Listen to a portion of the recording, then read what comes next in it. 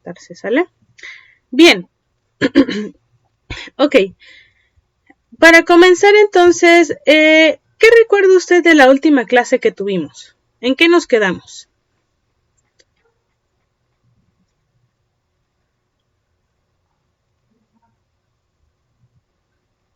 Esto, pues, lo que recuerdo que vimos fue sobre la reproducción sexual y asexual. De los hongos, ¿verdad? ¿Es correcto? Sí. Ok. Déjeme ver cuál es.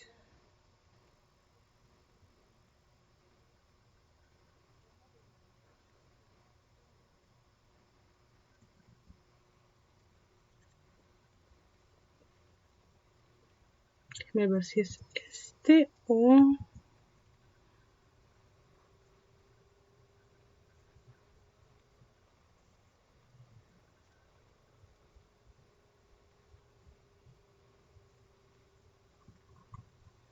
Bueno, creo que es este. Ok.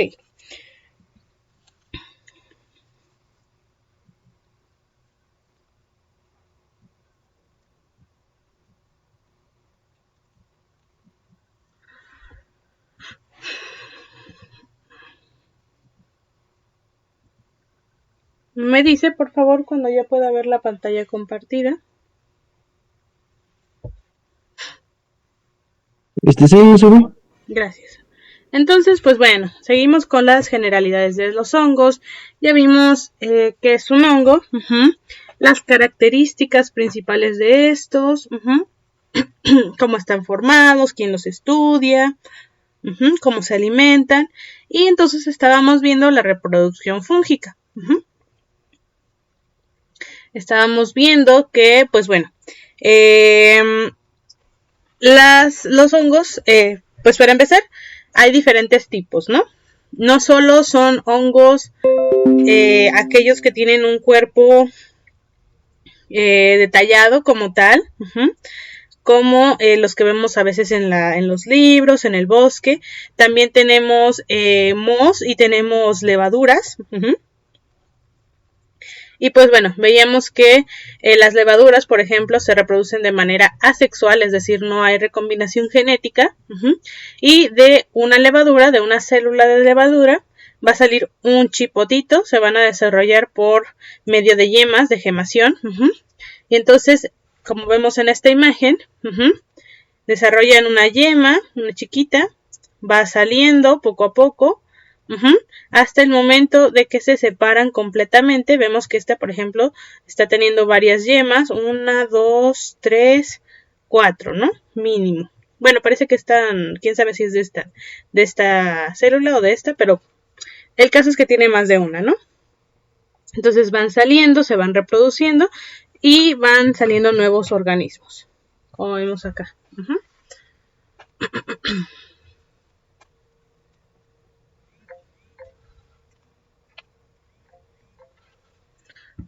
Ok,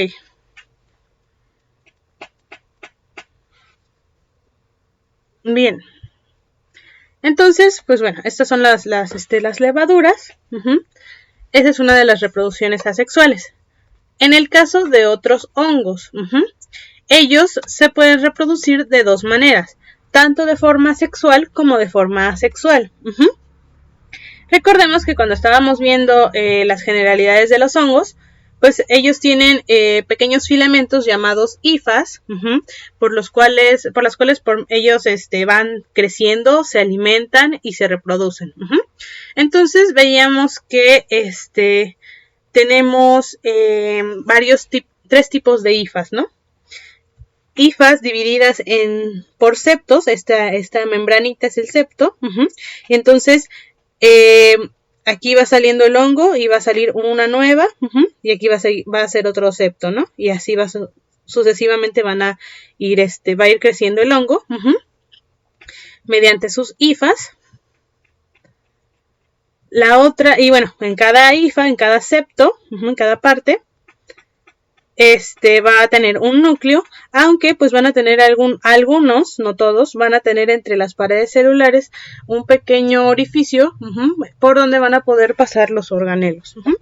Hay otras hifas que son igual septadas, pero son dicariotas, es decir, tienen 2 núcleos. Y luego hay hifas cenocíticas que no tienen una división, solamente van creciendo los núcleos y el tamaño. Bueno, en las hifas septadas que tienen 2 núcleos, bueno, cuando pasamos aquí a la reproducción sexual y asexual, pues ya van a empezar a tener más sentido. Recordamos que tenemos las esporas, ¿no? Recordemos que los hongos se van a reproducir por medio de esporas. Aparte de que van a crecer mediante las hifas, van a reproducirse mediante esporas. Y entonces las esporas van a tener su propio núcleo y al momento de que se fijen en algún lugar, van a empezar a germinar, así como las plantas, y van a empezar a crecer sus células, sus hifas. Entonces, en su reproducción asexual, pues bueno, van a crecer, las esporas van a ser haploides, es decir, van a tener la mitad de la carga genética, por decirlo así, no va a ser par, y pues bueno, van a tener esporas especializadas, que van a tener, van a tener hifas especializadas que, van a tener sus esporas, y bueno, ellas van a salir al aire y van a llegar a colonizar nuevos lugares, y van a seguir, germinando, y se van a reproducir por medio de mitosis, es decir, nada más va a haber una división. Recordemos que, en las divisiones celulares hay 2 opciones, ¿no? Es decir, la opción 1 es que, bueno, los cromosomas, digamos aquí, se van a multiplicar. La primera división, vamos a tener 2 largas y 2 cortas, por ejemplo. Y entonces luego la célula se va a dividir en 2. Y cada quien va a tener la misma carga. Una larga y una corta. Igual aquí, una larga y una corta. Y van a quedar como la célula principal. Pero después de esta división puede haber otra división, si va a ser una célula sexual, de reproducción, donde esta ya no se va a dividir. Se va a volver a dividir, pero no va a volver a duplicar los genes, los cromosomas, sino que va a sacar 2 células, pero van a tener la mitad de la carga genética. Digamos que estas son más largas, ¿no? La mitad de la carga genética.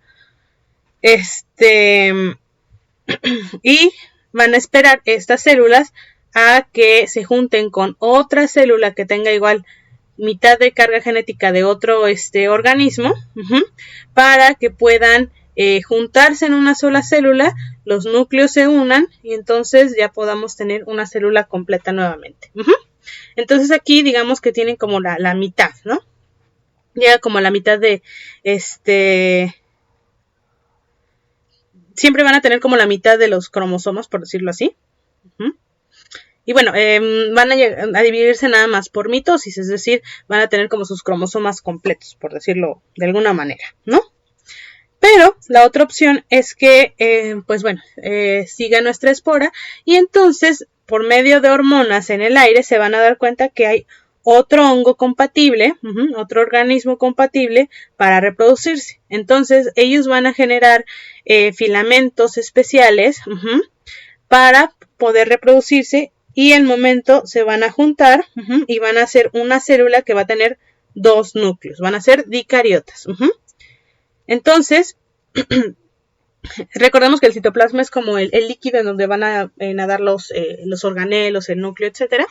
Y entonces, bueno, va a haber una fusión de citoplasma. Vamos a tener una célula ahora dicariota, N más N.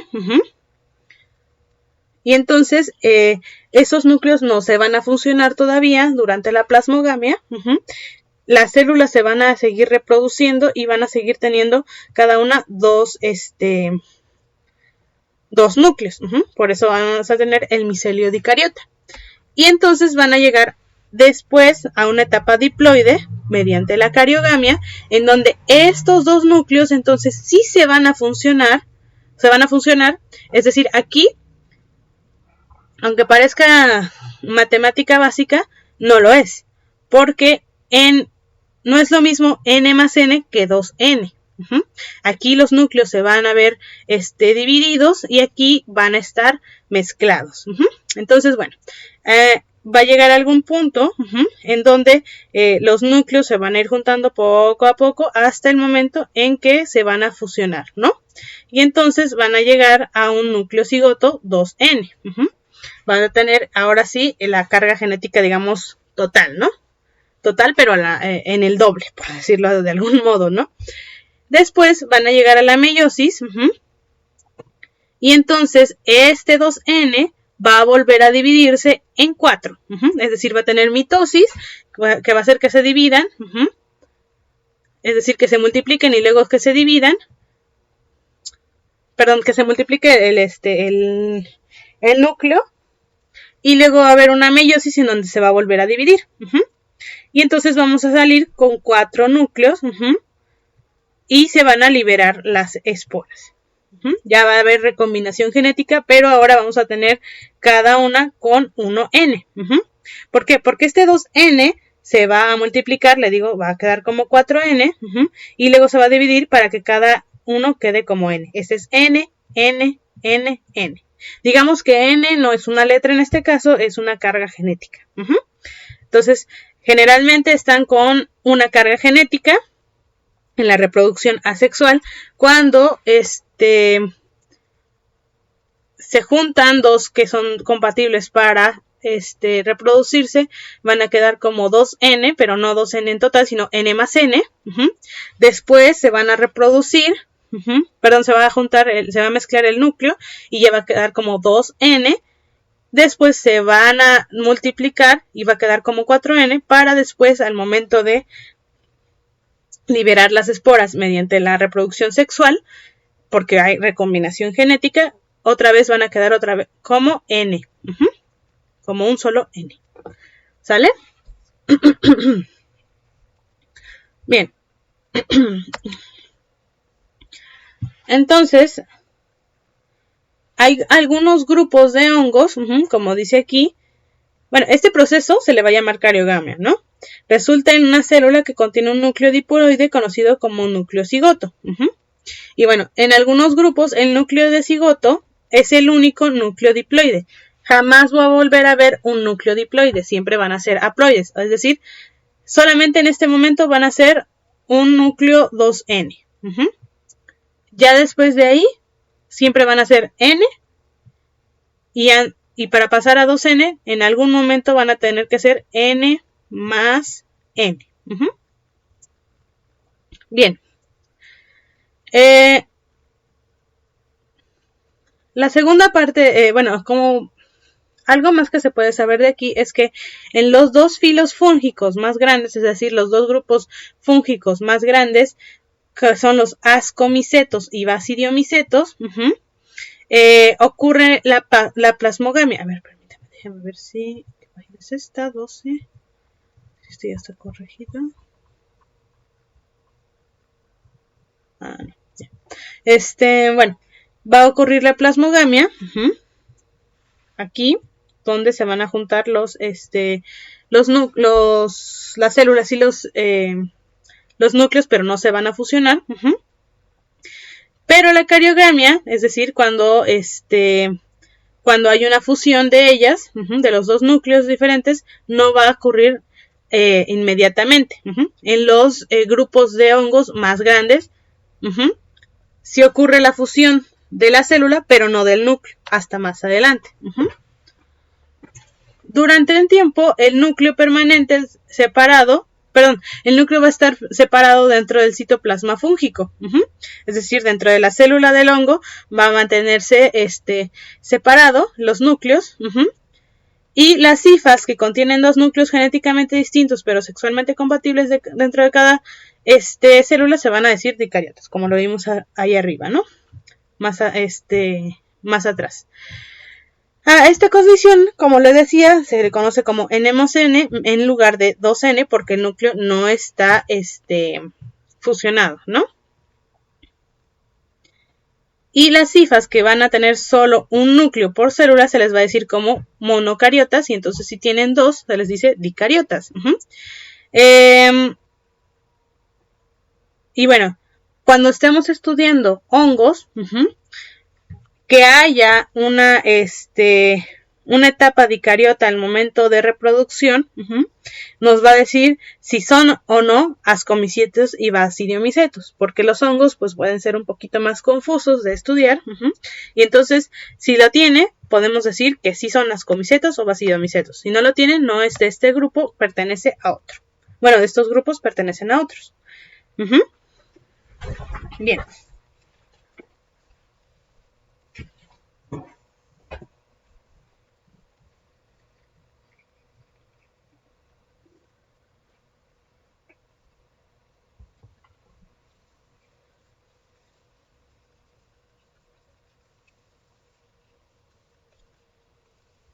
Antes de continuar, permítame. Bien. Ok, ahora, como le comentaba, los hongos, pues no tienen como son sésiles, es decir, no se pueden mover, recordemos, de un punto A un punto B, de manera por sí mismos, necesitan que algo más los mueva, ya sea el viento, otro ser vivo, el agua, lo que sea, ¿no? Entonces, ¿cómo le hacen los hongos para saber que hay un hongo, hay otro organismo de hongo que es posible con el que se pueda reproducir? Bueno, ellos van a segregar químicamente moléculas que se llaman feromonas. Yo creo que hemos escuchado en alguna ocasión lo de las feromonas. Van a segregarlas para que un hongo que esté alrededor la pueda captar y entonces también segregue sus propias feromonas y entonces el otro hongo, el que las mandó, las pueda captar y entonces empiecen a crecer en dirección de donde vienen las feromonas hasta el punto en el que puedan encontrarse y puedan llevar a cabo la reproducción sexual. En los estudios que se han hecho, por lo menos se ha identificado una feromona en cada grupo, en cada uno de los principales grupos de los hongos. Las feromonas se van a enlazar con un receptor compatible, como les decía, un hongo compatible, en un tipo de apareamiento diferente. Un ejemplo es en los zigomicetos, una feromona induce la formación de hifas aéreas especializadas. Es decir, no siempre los hongos van a tener, como vemos aquí, los hongos van a estar sacando sus feromonas una vez que están listos para reproducirse, ¿no? Y a ver, chicle y pega, como dicen, a ver si cae algún hongo y encuentran alguna pareja. Pero el producir hifas especiales para poder reproducirse les cuesta, les toma cierto costo energético. Y como este costo energético no les va a regresar alimento, etcétera, pues no las van a producir todo el tiempo, hasta el momento en el que encuentran señales químicas de que hay posibilidad de reproducirse, entonces es que empiezan a producir este tipo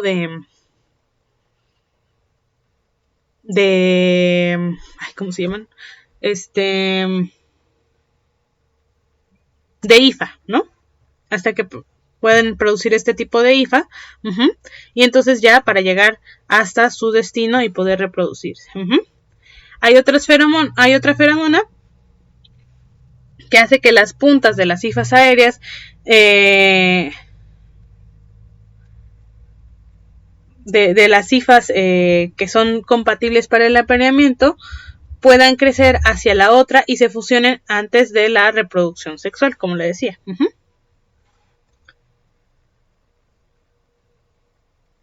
Entonces, tenemos una feromona que hace que empiece a crearse la hifa y otra que le dice hacia dónde tiene que ir.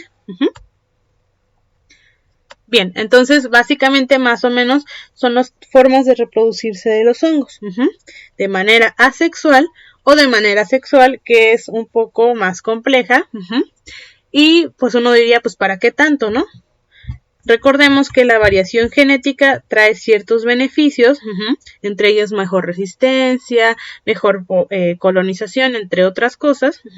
Y bueno, finalmente no se sabe a ciencia cierta por qué empezó a reproducirse por qué empezaron a reproducirse los seres vivos de manera sexual, es decir, haciendo una recombinación genética, pero pues bueno, hemos aquí, ¿no? Se cree, como le digo, que aumenta las posibilidades de supervivencia y de pasar los genes a otra generación. Bien, ahora, en cuanto a la diversidad de los hongos, de la diversidad fúngica, tenemos lo siguiente. Mucho tiempo a los hongos, como le comentaba, ¿no? En la clasificación de los seres vivos, pues bueno, ha habido muchos cambios porque las clasificaciones, recordemos, son algo bastante humano. Es decir, la naturaleza no los clasifica, los tienes todos revueltos dependiendo de las necesidades de cada quien.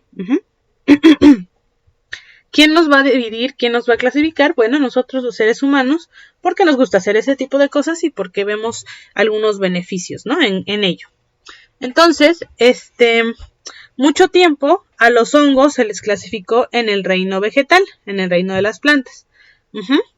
Pero en el 1969, Whitaker propuso que a los hongos se les asignara su propio reino llamado fungi. Antes eran animales, plantas y bacterias prácticamente, ¿no? O animales y plantas. La división. Y después, Whitaker propuso que fuera con hongos, ¿no? Propuso lo de los 5 reinos. Y entonces, la sistemática fúngica ha sido un proceso bastante, es decir, clasificar a los hongos ha sido un proceso bastante complicado y desafiante porque va cambiando con el paso del tiempo.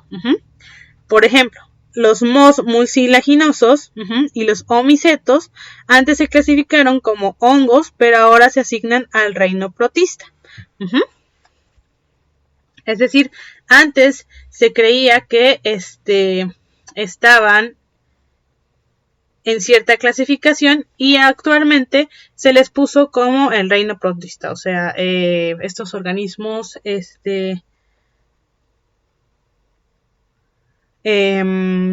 unicelulares, o multicelulares a veces, pero que no dependen unos de otros, etcétera. Tienen ciertas características diferentes, ¿no?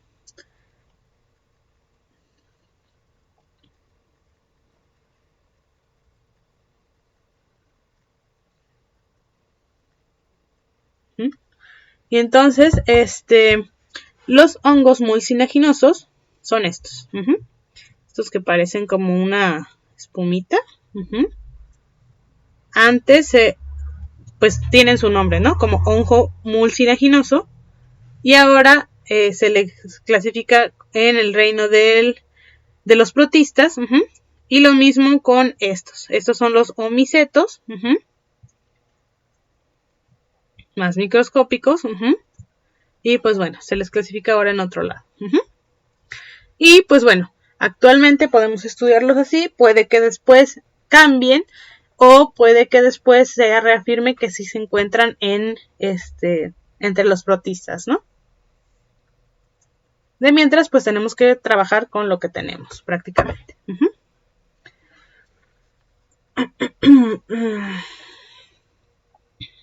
A ver, permítame. Ok. Bien, y entonces, ¿en qué se diferencian las plantas y los hongos? O bueno, ¿qué tienen en común y en qué se diferencian? Tienen en común, primero que ambos tienen paredes celulares. Permítame. Ambos tienen paredes celulares y vacuolas, de estos organelos grandes donde dentro de la célula donde se almacena líquido, y son sésiles, es decir, no se pueden mover por sí mismos. Ese era de los principales motivos por los que decían que eran del mismo reino, ¿no?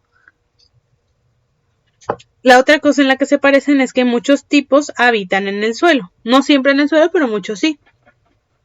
Ahora, ¿cuáles son las diferencias? Bueno, las plantas tienen celulosa, mientras que los hongos van a tener quitina. Un polisacárido, un compuesto que se encuentra en los esqueletos de los insectos y que los hace ser un poquito más resistentes, más duritos. Exoesqueletos, para decirlo de alguna manera. Recordemos que los insectos no tienen huesos internos, sino que su protección es externa. Bueno, entonces aquí ya cambiamos. Aquí es celulosa en plantas y en hongos son quitina. Y luego tenemos que las plantas sí pueden producir sus propios materiales orgánicos a partir de una fuente de carbono, a partir de lo inorgánico. Y los hongos no pueden hacer eso. Esa es la principal diferencia por la que los dividieron, ya que estos son autótrofos y los hongos son heterótrofos. Es decir, no pueden producir su propia materia orgánica a partir de materia inorgánica. A fuerza necesitan materia orgánica para producir su propia materia orgánica. O incluso inorgánica, ¿no? Pero necesitan consumir aquí materia orgánica y aquí inorgánica. Autótrofo, heterótrofo. Entonces, esta es la principal razón, digamos, por las que los juntaban, los reunían, y esta es la principal razón por las que los dividieron. Bien. ¿Vamos bien hasta aquí? Sí, claro. Ok. Bien, entonces, vamos a empezar a ir un poco más profundamente en los hongos, en la clasificación de los hongos. Bien, recordemos que la clasificación taxonómica actual no solamente tiene que ver con las características, sino también con algunas pistas genéticas para saber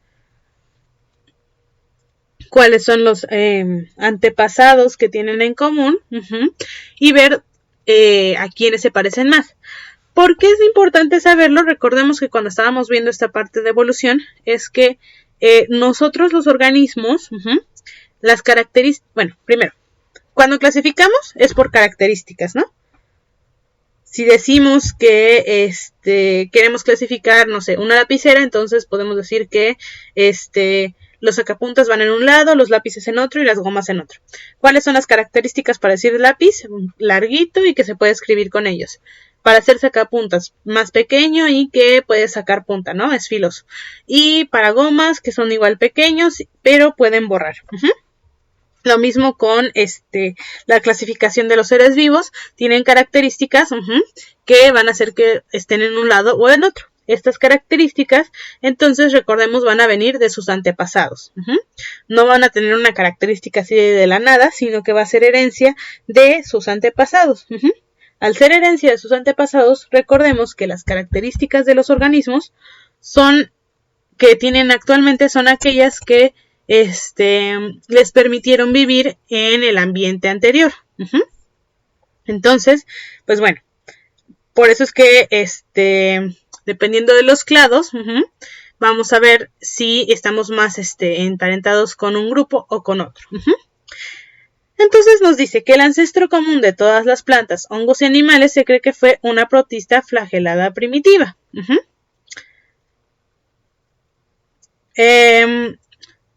Y que los amebozoos, un grupo de amibas, hongos, animales y algunos protistas, incluidos los cuanoflagelados, un grupo de protistas flagelados, forman un supergrupo monofilítico, los unicontos. Es decir,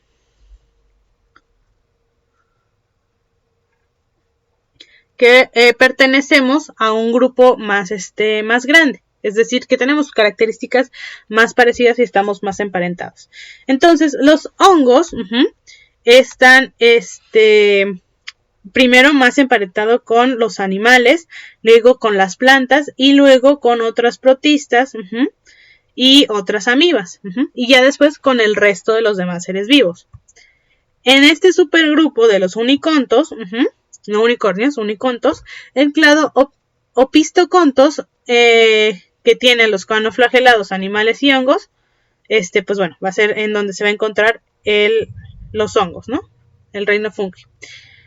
Y bueno, vemos que tienen similaridades genéticas, semejanzas genéticas como estructuras, también estructurales, en este agrupamiento. Tienen cosas parecidas, tanto de manera genética como de manera estructural, y esto nos va a dar como cierta certeza de que pues estamos clasificando, digamos, bien, ¿no? De manera correcta. Al igual que los animales, los hongos tienen crestas parecidas a placas en las mitocondrias. Recordemos, entre los organelos, los que van a procesar la energía son las mitocondrias. Y si vemos aquí, ambos tienen mitocondrias muy parecidas que están llenas de crestas. Mitocondrias de otros organismos son diferentes. Otra característica muy importante en este clado es que las células flageladas se impulsan ellas mismas con un solo flagelo posterior. Es decir, las células que tienen flagelos se van a mover así, ¿no? En otros grupos, las células flageladas se mueven mediante uno o más flagelos anteriores. Mientras que otros grupos van a tener entonces a la célula, pero van a tener más de uno, ¿no? Y suelen estar en la parte anterior. Posterior, anterior. Y basándose en características de la estructura y en datos moleculares, ahora se ve a los hongos como más cercanamente emparentados a los animales que a las plantas. Antes se creía que los hongos tenían más que ver con las plantas simplemente porque no son capaces de moverse por sí mismos, son sésiles, pero ahora se ha encontrado que más bien se parecen más a los animales que a las plantas. Y bueno, como le comentaba, entonces van a tener varias características en común a nivel incluso celular, ¿no? Tienen aparato de Golgi, su membrana celular, aunque, bueno, su membrana celular esa varía, pero tiene membrana celular. Tienen peroxisomas, ribosomas, retículo endoplasmático rugoso, núcleo, nucleolo, citoplasma, citoesqueleto, mitocondrias y lisosomas, ¿no? Pero bueno, aquí ya van a empezar a cambiar. La célula animal va a tener retículo endoplasmático liso, y también van a tener centriolos, mientras que la célula del hongo va a tener pared celular. Las plantas también tienen paredes celulares, pero los animales generalmente no. Tienen vacuolas más grandes. Y bueno, vemos que se reproducen por gemación, ¿no? Aquí también ya está empezando a tener otra gemación. Y bueno, aquí está para hacer un septo.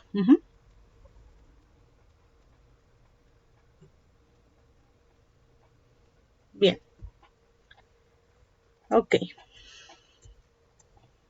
Ahora, muchos de los grupos de los hongos han evolucionado, al igual que todos los demás organismos.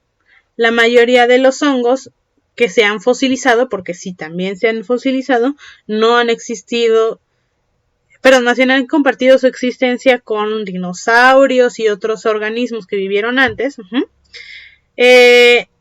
La mayoría de estos hongos fosilizados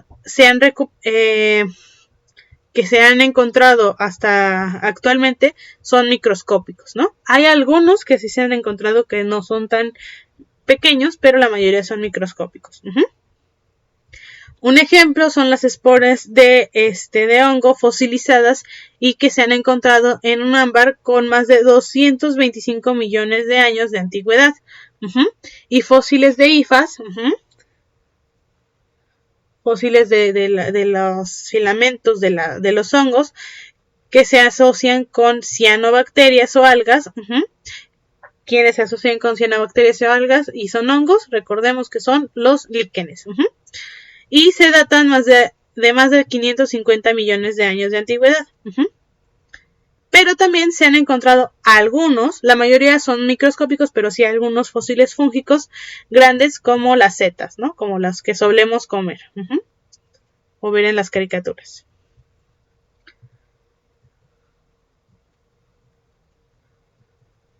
Ok. Los hongos los vamos a clasificar más que nada basándonos en las características de sus esporas sexuales y cuerpos fructíferos. Recordemos que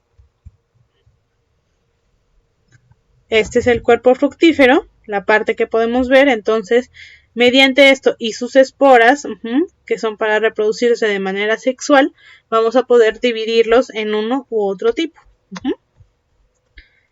Nuevamente les recuerdo que, pues bueno, la clasificación es algo muy nuevo, muy del ser humano. Entonces, los datos moleculares como consecuencia comparativa de ADN y ARN han ayudado a clasificar las relaciones entre grupos fúngicos, como le decía, para sacar una nueva especie o para confirmar que es una nueva especie. Sí, mediante las características se puede ver si sí o si no es, se puede empezar a tener sospechas, pero hasta que no genéticamente se hacen estudios y se hace una división, una diferenciación, no se puede decir que hay especies nuevas o no. Entonces, para poder dar nuevas especies, se hace una comparación de ADN y ARN.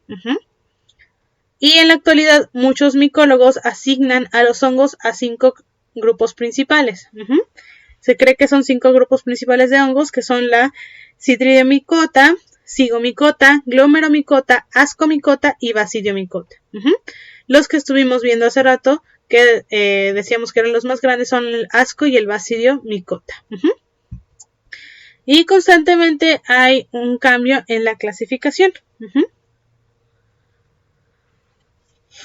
¿Por qué? Porque recordemos nuevamente, y por enésima vez, como es una clasificación muy del ser humano y no todas las características pueden encajar completamente, pues bueno, puede que empiecen a haber nuevos estudios y nos digan si está en el grupo correcto nuestro hongo o necesita más cuidados o más espacio, etcétera, ¿no? Permítame un segundo.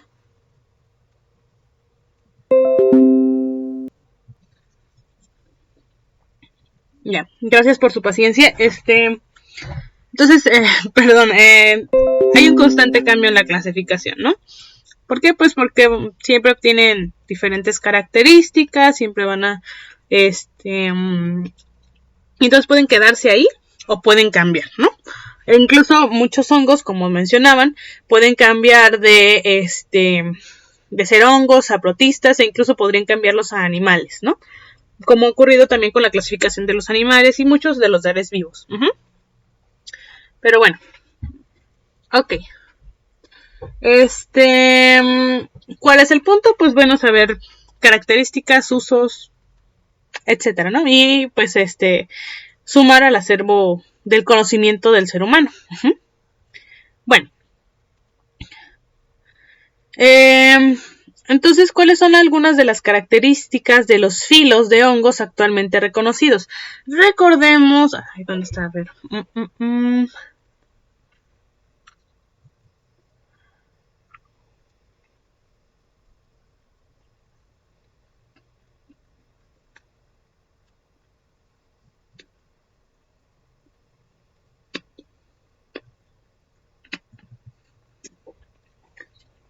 Recordemos... aquí en esta parte que cuando clasificamos taxonómicamente tenemos el reino, ese hongo, y la siguiente es el filum. Entonces son las primeras clasificaciones que hay para los hongos. Después ya sigue clase, orden, familia, género y especie. Entonces, bueno, los filos y tipos más comunes son, como le comentaba,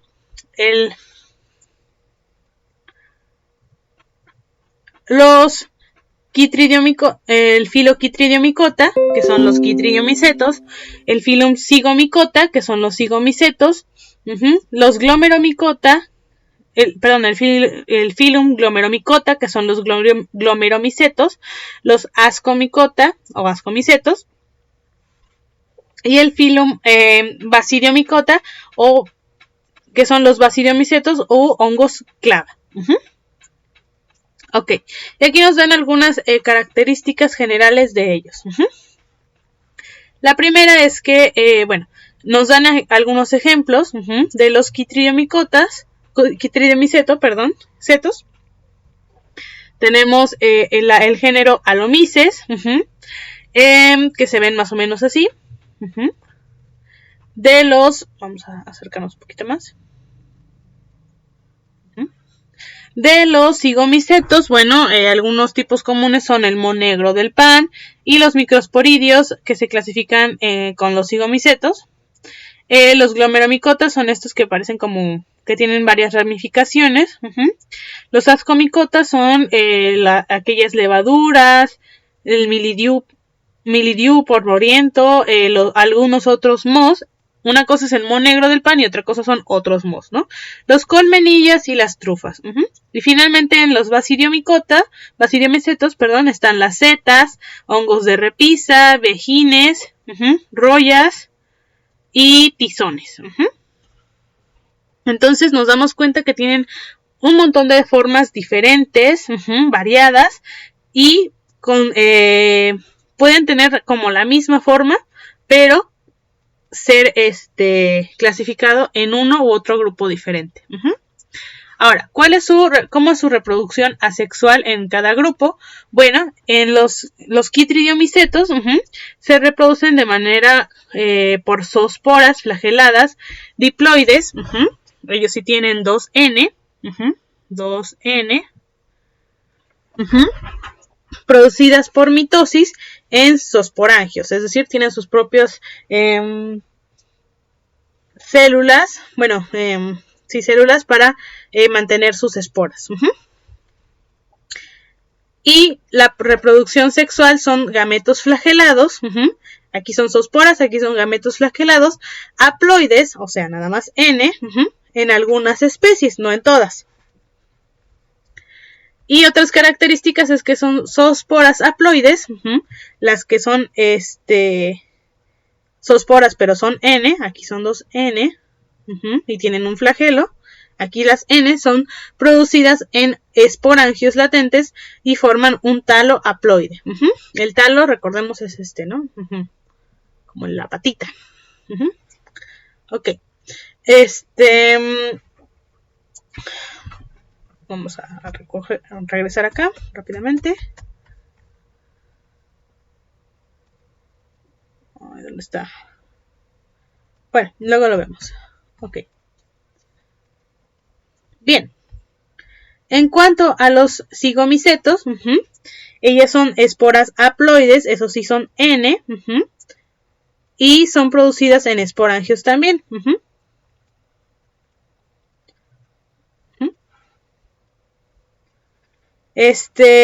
Su reproducción sexual va a ser por zigosporas, esporas 2N básicamente, desarrollados en zigosporangios, zigo por cigoto, y bueno, unas características claves importantes son que son descomponedores bastante presentes, importantes para el ciclo de reciclaje de nutrientes. Algunos son parásitos también de los insectos. Y los microsporidios, que se clasifican aquí, son patógenos oportunistas que infectan animales. Es decir, si ven un animal que tiene el sistema inmunológico débil y tienen la posibilidad de infectarlos, pues van a entrar, ¿no? Entonces, empezamos a ver que ya hay varios tipos de hongos que van a entrar en esta clasificación. Luego tenemos entre los glomerulomicetos, tenemos que su reproducción asexual es por medio de grandes blastosporas multinucleadas, es decir, tienen muchos núcleos dentro. No se ha observado que haya reproducción sexual, entonces ahí no entra. Y bueno, ellos forman micorrizas arbusculares con raíces de plantas. Si recordamos nuestra clase de ¿dónde está? De los ciclos biogeoquímicos, y bueno, otras clases también, podemos recordar que el nitrógeno no se puede fijar por los seres vivos, bueno, perdón, por las plantas, por ejemplo, se mantiene en el aire, y solo hay algunos organismos, que son algunos hongos y algunas bacterias, procariontes, etcétera, que pueden fijar el nitrógeno, y de todos modos en las raíces de las plantas va a haber varias asociaciones con varios organismos que se van a beneficiar tanto a la planta como al organismo, como al hongo en este caso. Entonces, se encuentran en raíces de plantas. Por eso tiene esta forma de arbustito, ¿no? En cuanto a los ascomicetos, pues bueno, aquí su reproducción asexual, es por medio de conidias estranguladas de los conidiófonos. Y en cuanto a su reproducción sexual, va a ser por medio de ascosporas desarrolladas en ascos. Y bueno, ellos van a tener una etapa dicariota, N más N, y van a formar importantes relaciones de simbiosis con líquenes y micorrizas. Lo mismo con raíces. Y si nos acordamos de cuando estábamos viendo esto de la reproducción sexual de los hongos, veíamos que los principales grupos, que son los ascomicetos y basidiomicetos, son estos que llevan, son algunos de los que llevan más que se conoce que llevan a cabo esta reproducción sexual. Ok. Y luego los basidiomicetos, su reproducción asexual, sin recombinación genética, esta sí es rara. No suele ocurrir, suele ser de manera sexual, con recombinación genética. Su reproducción sexual es por basidiosporas desarrolladas en los basidios con forma de clava. Y ellos tienen una etapa también dicariota, N más N, y muchas forman micorrizas con raíces de árboles, nuevamente. Entonces vemos que aquí ellos se asocian, estos tres grupos, los glomerulomicetos, ascomicetos y basidiomicetos, se suelen también asociar con otros tipos de organismos. Pero en ningún momento decimos que solo los quitridiomicetos son los que hacen daño, o solamente los glomerulomicetos son los que tienen asociaciones, o solamente los ascomicotas se reproducen de manera asexual o sexual, etcétera, ¿no? Entonces, pues bueno, para que vayamos viendo. Y también recordemos que aquí están hablando usan palabras como rara vez ocurre o no se ha observado. ¿Por qué lo ponen así? Porque, como estábamos hablando anteriormente, como mencionábamos, como se sigue descubriendo mucho acerca de los hongos, no se sabe todo, pues todavía no se habla de manera certera dónde se va a encontrar un hongo o no. Bien. Ahora tenemos aquí nuestro cladograma de grupos de hongos actualmente reconocidos, y nos menciona qué tan emparentados o qué tan cerca están sus ancestros en común en comparación con otros. Estas, muestran relaciones filogenéticas entre hongos vivientes y con base en comparaciones de datos de secuencias genéticas de los ribosomas y núcleos de muchas especies. Los quitridiomicetos, los primeros que mencionamos, estos, digamos que fueron los primeros que se ramificaron, los primeros que se dividieron en la evolución fúngica, y los asco y basidiomicetos son bastante cercanos, por eso se parecen tanto. Y pues recordemos nuevamente que es algo en proceso. Entonces, digamos que tenían aquí su ancestro en común, y tuvo una división, ¿no? Dio a los quitridiomicetos y dio al ancestro que tenían en común todos ellos 4. Después, este ancestro en común dio pie a los zigomicetos y al ancestro en común de estos 3. Luego, este ancestro en común dio pie a los glomeromicetos y al ancestro en común que tienen los asco y basidiomicetos. Y finalmente, este ancestro en común dio derivado en ascomicetos y basidiomicetos.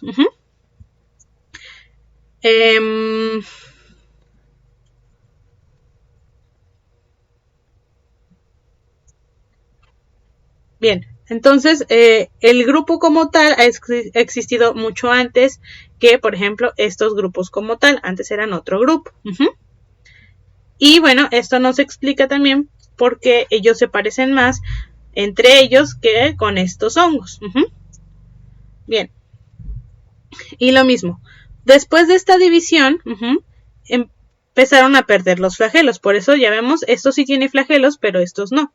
Después, cuando ya se habían tomado su camino los zigomicetos y los glomeromicetos, empezó la evolución de la etapa dicariota. Todos los demás hongos no tienen esta fase de N más N. Y por eso estos dos grupos sí lo tienen. Y cuando se dividieron, este grupo, hubo un grupo que tuvo ascosporas y este tuvo basidiosporas, y entonces así se crearon los basidiomicetos y aquí los ascomicetos, ¿no? Y de estos también salieron más ramas, ¿no? Obviamente, porque recordemos, este es un filum, todavía falta las clases, el orden, familia, los géneros y las especies. Ok. ¿Vamos bien hasta acá, Jesús? Sí, profe. Ok. Bien, ahora, muchos de los grupos de los hongos han evolucionado. Alrededor del 95% de los hongos que se nombrados, que han tenido nombres, se asignan a los filos de asco y basidiomicota, y se les considera entonces, como le comentaba, taxones hermanos. ¿Por qué? Porque comparten un ancestro en común más reciente entre ellos, a diferencia de los demás. Ambos tienen hifas septadas y una etapa dicariota durante la parte de reproducción sexual en el ciclo de su vida. Aproximadamente se han asignado 25.000 especies de hongos que no encajaban en grupos principales a un grupo llamado deuteromicetos. Es decir, hongos que no se sabía dónde ponerlos porque no entraban en ninguna característica, se les asignó a los deuteromicetos. No es porque tengan algo en común entre todos ellos, lo único que tienen básicamente en común es que son hongos y que no se parecen a ninguno de los otros grupos. Entonces, este era un grupo polifilético. Los miembros no compartían un ancestro como tal en común reciente, y simplemente estaban ahí como le decía, para estar para ponerlos en algún grupo.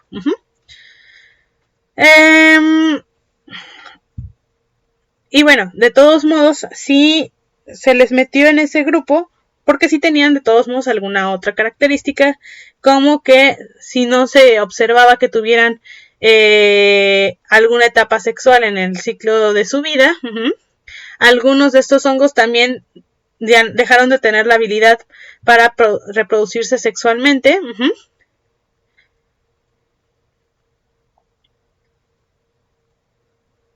Y también otros de este grupo se reproducían asexualmente solo rara vez. Entonces vemos que tienen un revoltijo, ¿no? La mayoría de los hongos clasificados como deuteromicetos solo se reproducen mediante conidias, como los ascomicetos. La mayoría de los deuteromicetos se reasignaron al filo de Ascomycota, y algunos se volvieron a reasignar al filo de Basidiomycota, nuevamente por convención, y la etapa asexual todavía se identifica como un deuteromiceto, es decir, a pesar de que puede ser el mismo hongo, cuando está en cierta etapa lo decimos que es un deuteromiceto, y cuando está en otra etapa ya decimos que es un basidio o un ascomicota. Entonces, pues bueno, está un poco complicada la clasificación, ¿no? Es bastante revuelta, por decirlo de algún modo. Los hongos que nosotros vamos a generalmente cultivar para vender, para consumir, pues bueno, son los de las Basidiomycota, los basidiomicetos, de los que usamos para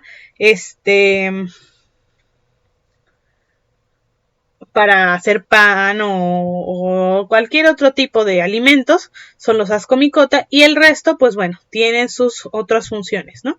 Incluso aquí, pues tienen otras funciones como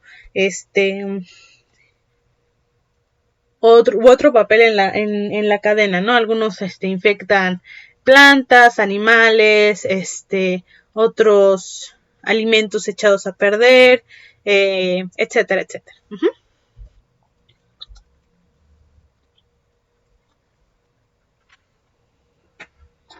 Ok.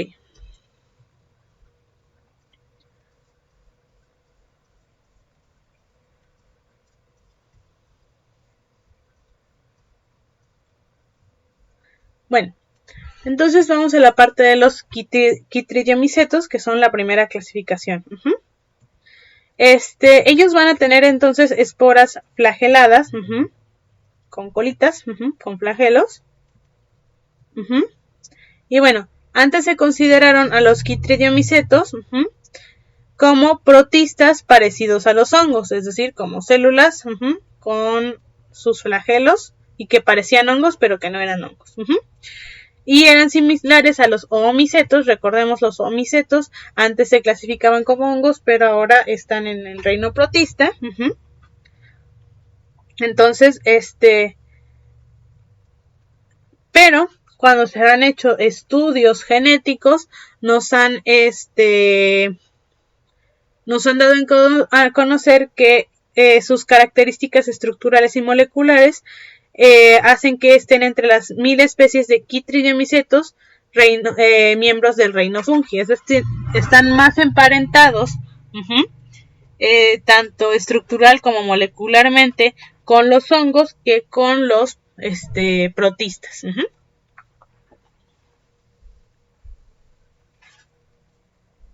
Como sea, podemos decir que sí nos encontramos emparentados. Se encuentran emparentados con otros organismos, pero se encuentran más emparentados con los hongos. Bien, estos hongos, ¿qué van a tener? Van a ser pequeños, relativamente simples, y van a estar en estanques y en el suelo húmedo. Algunas especies se van a encontrar en agua salada. Recordemos que los hongos en general pueden aguantar bastante salinidad, pH, etcétera, ¿no? La mayoría son descomponedores que degradan la materia orgánica. Aunque también hay algunas especies que van a causar enfermedades en plantas y animales. Un quitridiomiceto parásito es parte responsable del declive de poblaciones de anfibios, y en muchas partes del mundo se han identificado ranas infectadas. Entonces, no todo es miel sobre hojuelas con estos hongos. Algunos también causan daño, no solamente descomponen. La mayoría son unicelulares o están compuestos de algunas células que forman un cuerpo simple llamado talo. Y bueno, vamos a hablar de talo. El talo como tal es un plan corporal simple que tienen algunas algas, hongos y plantas. Y puede tener extensiones delgadas llamadas rizoides. Así, algunas. Este es un alga, digamos, ¿no? Vamos a ponerla de color verde.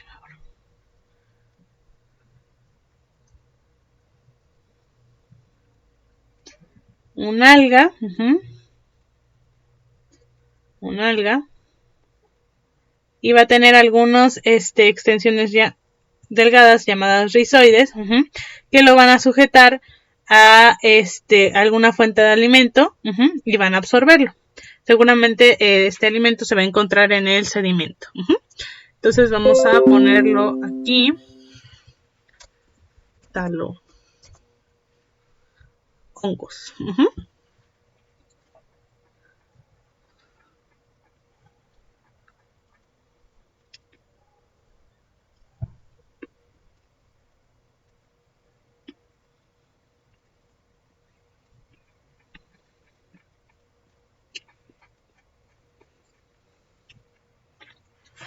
¿Dónde está?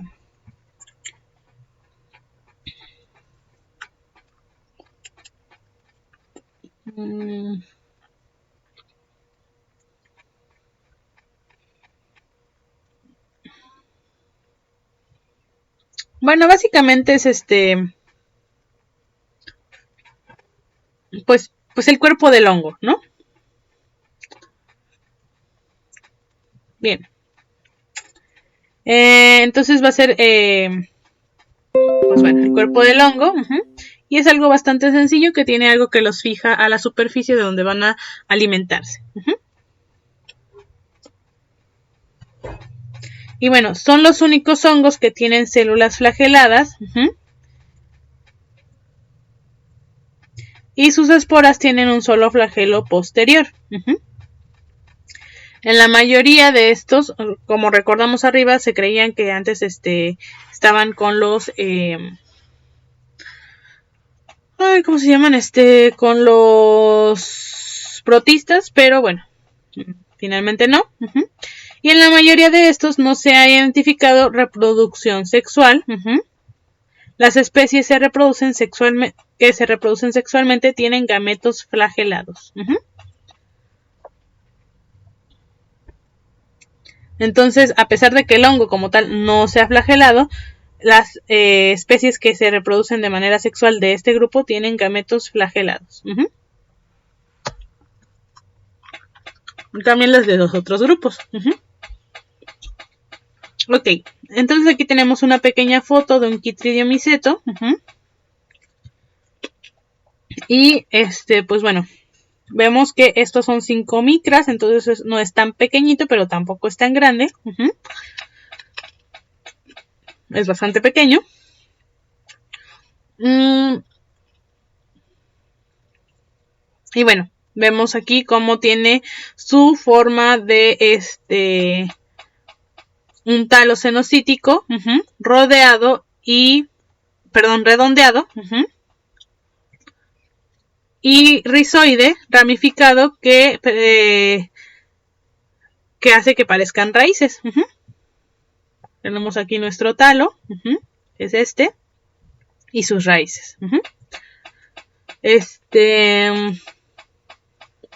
Los rizoides, las que parecen raíces, pueden fijar el talo del Chytridium miceto y absorber el alimento predigerido.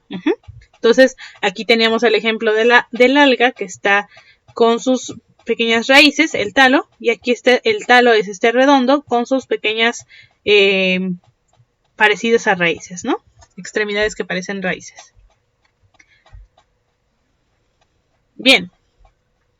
Ahora, los Chytridium micetos van a tener entonces algunas esporas flageladas. Algunas producen micelios cenocíticos ramificados, llamados, y son estos los alomices, ¿no? Un gran Chytridium miceto común y que tiene un ciclo de vida inusual comparado con la mayoría de los hongos. ¿Por qué? Porque en primer lugar experimentan una alternancia en generaciones, es decir, pasa parte de su vida como talo haploide, como N, multicelular, y parte como talo diploide, 2N, multicelular. No es N más N, sino es N o 2N. Los talos haploide y diploide son similares en su apariencia. En las puntas de sus ramas del talo haploide tienen dos tipos de esporangio, estructuras donde se forman gametos por mitosis. Cada esporangio produce un tipo diferente de gameto flagelado. Es decir, tenemos nuestro talito y tenemos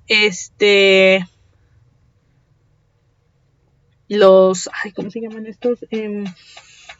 Bueno, ¿cómo se llaman? Sus hifas. Perdón, sus hifas. Y en la punta de ellos, en la puntita, el talo haploide tiene dos tipos de esporangios. Los que son N van a tener dos tipos de esporangios. Pueden ser y aquí se van a formar gametos para reproducirse mediante la mitosis. Y que vayan a salir nuevo, bueno, vaya a crecer el organismo, ¿no? Y se pueda reproducir. Cada esporangio produce un tipo diferente de gameto flagelado.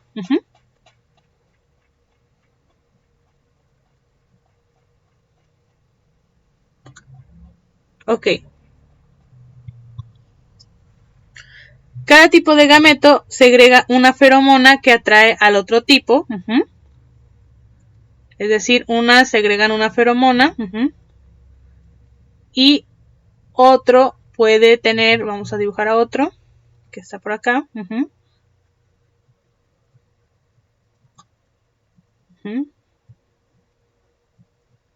Por eso hablamos de que encuentren un hongo compatible. No, porque no se puede diferenciar si son células masculinas o femeninas, sino que más bien puede encajar con el otro, la otra célula, y entonces, como le decía, generan feromonas, que van a atraer al otro tipo. Esta va a atraer a y además va a tener sus feromonas y va a atraer a otro tipo. Se van a ver atraídos uno por el otro. Los dos gametos se van a fusionar y va a ocurrir la plasmogamia y carogamia, lo que va a resultar en un cigoto mótil. Una vez que se juntan, como en este caso,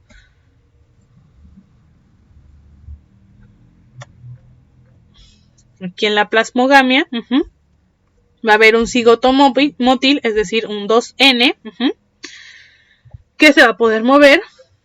Van a generar una célula que va a ser 2N, y se va a mover. Se va a mover por medio de su flagelo. Y cada cigoto puede desarrollarse hasta convertirse en un talo haploide.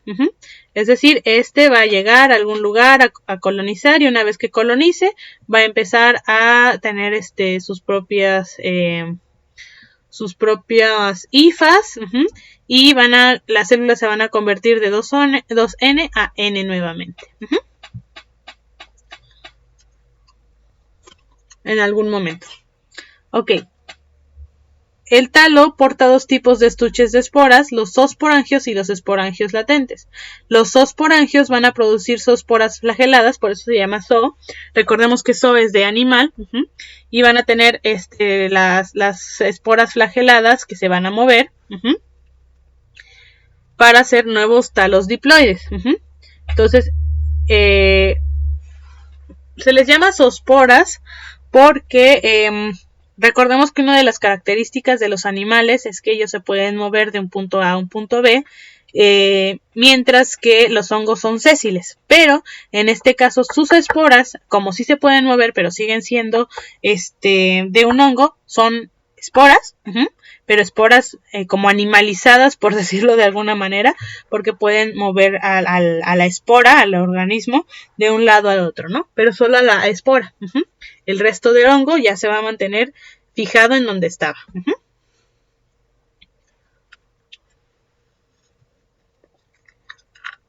Bien, dentro de los esporangios latentes ocurre la meiosis, la segunda división, que pasa de 2N a 4N y luego pasa a 2N nuevamente y luego a N.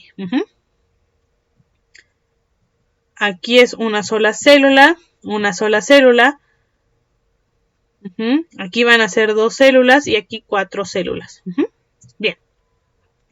Entonces, dentro de los esporangios latentes va a ocurrir meiosis, lo que produce zoosporas haploides, esporas N, y cada zoospora tiene potencial de desarrollarse hasta llegar a ser un talo haploide.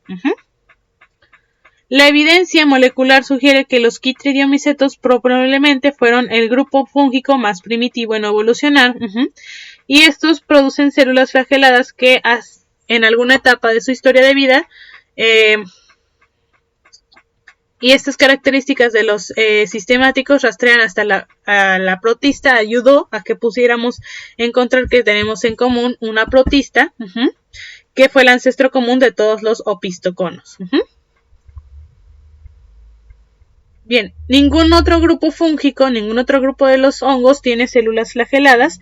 En algún punto de su historia evolutiva, otros grupos de hongos aparentemente perdieron la capacidad para producir células que puedan moverse.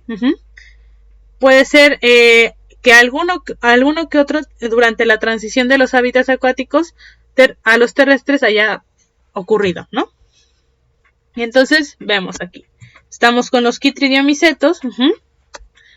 Y pues bueno, vamos a borrar esto. Empezamos, ¿no? La zoospora, que se puede mover, que es haploide, es N, se convierte en un talo haploide.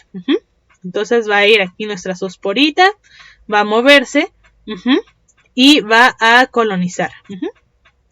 Y entonces vamos a tener nuestro talo haploide maduro. Va a madurar y entonces va a tener sus esporangios, sus ramificaciones especializadas para reproducirse. El talo haploide va a producir dos tipos de gameto por mitosis, gameto A y gameto B. Estos gametos se van a fusionar y sus núcleos se van a fusionar. Recordemos N, N. Y nos va a producir 2N, un cigoto flagelado, que va a tener sus flagelos. Aquí va a llevarse la cariogamia y plasmogamia. Recordemos, toda esta área es N, y una vez que llega aquí, no es N más N, es 2N, perdón. Aquí el cigoto va a germinar y se va a desarrollar hasta llegar a un talo diploide, perdón. Y entonces hay dos opciones. Una, que llegue a este talo diploide, luego haya meiosis, queden en N, que sean 4 células como N. Los esporangios latentes ocurre la meiosis. Y luego, cuando ya dejan de ser 2N, van a volver a ser N. Y las zoosporas haploides se van a producir por meiosis. Y bueno, van a salir las esporas como N nada más. Y van a seguir este ciclo de manera sexual. Pero también hay una reproducción sexual en donde al momento de que son 2N, los zoosporangios van a producir zoosporas diploides flageladas por mitosis. Y estas zoosporas van a originar nuevos talos diploides. Es decir, tenemos la reproducción sexual, son 2N. Hay una reproducción asexual por mitosis, es decir, estas 2N dan 4N, pero en vez de que terminen como N, que sean 4 esporas de N, van a ser